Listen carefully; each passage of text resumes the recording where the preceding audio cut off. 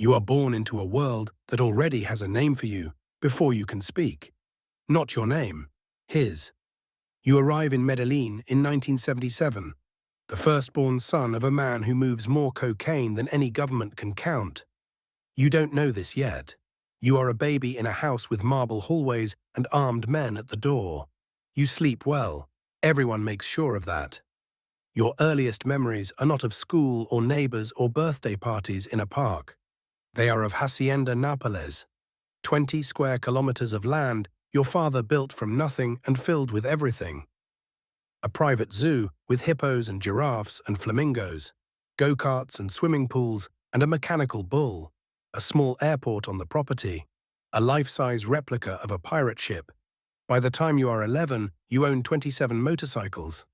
Nobody told you this was unusual. This was just Tuesday.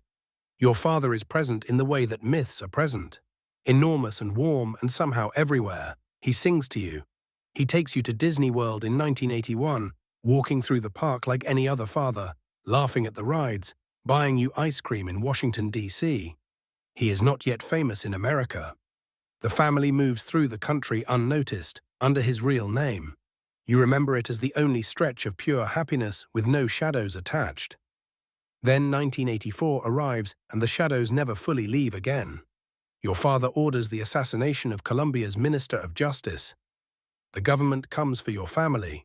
You flee to Panama. Then Nicaragua. Then back to Colombia because there is nowhere safe enough, and home is still home. You are 7 years old and you already understand that your father's work has a body count. You don't have the vocabulary for it yet, but you feel it in the way the house changes energy, in the way the men outside carry themselves differently, in the way your mother's eyes move when the phone rings. At 8, your father sits you down at a table. He lays out every drug he knows.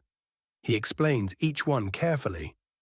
What it does, what it costs, what it takes. He tells you that a great man does not use drugs. He says this while running the largest cocaine operation in human history. The contradiction is total. You are 8, you absorb it anyway. At 9, he takes you on a tour of the cocaine factories, not as a reward, as a warning. He wants you to see the machinery so you will never want to build it yourself. You walk through rooms that smell like chemicals and sweat and money you cannot yet imagine. He watches your face the whole time. Later, you understand he was terrified you would follow him, that the only thing he feared more than the government was you becoming him. By 16, you have watched your father become the most wanted man on earth. His face is on every television. The reward for information leading to his capture is $15 million. DEA agents circle the country. Rival cartels want him dead. The Colombian government wants him in a cage. Paramilitaries want him in the ground.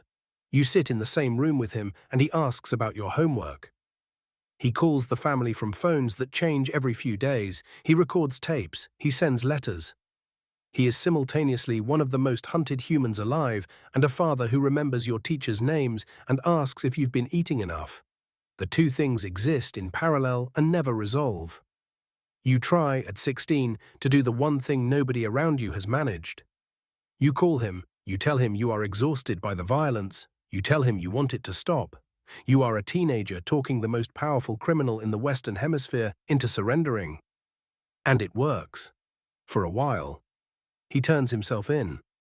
He builds his own prison on a hill overlooking Medellin and calls it La Catedral. He runs his operation from inside. When the government tries to transfer him to a real facility, he escapes. The war resumes.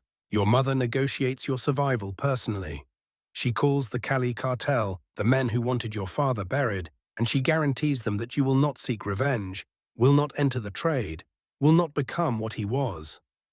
She trades your future for your life, and somehow they believe her. You flee. Mozambique first, then tourist visas to Argentina, Buenos Aires, a city where nobody knows your face. You open a phone book and choose a new name from the middle of a random page. Sebastian Marroquin. You practice writing it until it feels like yours. It never completely does. You enroll in university. Study architecture. Build things instead of burning them. Your mother becomes a real estate developer. You try to be ordinary with every tool available to you. In 1999, an accountant discovers who you are and tries to extort you. You report him to the police using the name of a man you invented from a phone book. The irony is not lost on you. By 2001, the story leaks anyway. The press finds you. For years, you say nothing. Then a filmmaker approaches you with a different kind of offer. Not to glorify, not to explain, to reconcile. You travel back to Colombia and sit across from the sons of men your father had killed. Presidential candidates, ministers of justice, people who grew up without fathers because of a decision made in a room you were not in. You look at them and you say the only thing left to say. I am sorry, I cannot undo this, but I am sorry. They look back at you, some of them forgive you, none of them had to. You write a book, then another. You speak to crowds about what the inside of that life actually looks like stripped of the mythology. You say, Netflix glorifies, I try to tell the truth. The truth is rotten soup while sitting on enough money to buy every supermarket in the city. The truth is sicarios as babysitters and cocaine factories as field trips and a father who loved you completely while destroying everything around him. The truth is that you carry a last name the world will never let you put down, attached to a man you genuinely loved, who did genuinely monstrous things. And the distance between those two facts is where you have lived your entire life. You did not choose this father. You did not choose this name. You did not choose to be born into a world already burning.